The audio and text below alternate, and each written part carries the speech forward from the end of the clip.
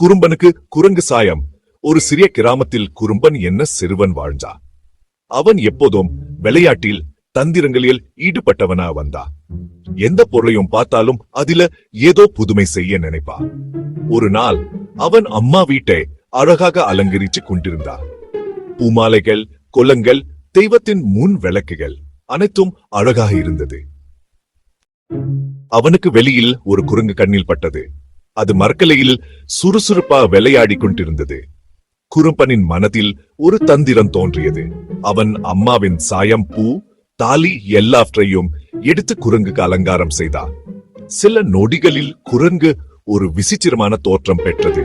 முகத்தில் சாயம், கழுத்தில் பூமாலை, தாலி எல்லாம். அதுக்கும் அதே வேளையில் கோபம் வந்தது. குரங்கு வீட்டுக்குள் பாய்ந்து பூமாலைகள் அனைத்தையும் கரிச்சது, விளக்குல வரிச்சது. அப்பா, குறும்பனுக்கு குரங்கு சாயம்தான். அந்த நாளில இருந்து குறும்பன் தன் குறும்பை விட்டுவிட்டு எதையும் கவனமா அன்புடன் செய்ய கற்றுக்கொண்டான். பொருள், தந்திரம், கவனக்குறைவு ஆகியவை சேர்ந்து அழகையும் அமைதியையும் கெடுக்கும். நெறி, குறும்பும் கவனக்குறைவும் சேர்ந்தால் அழகை அழிக்கும். பல்மொழி, குறும்பனுக்கு குரங்கு சாயம். முருகப்பெருமானை நம்பினால் சேனலை லைக் செய்யவும், உங்கள் எண்ணங்களை கமெண்ட் செய்யவும், வீடியோவை பகிரவும் மற்றும் சேனலுக்கு குழு சேரவும்.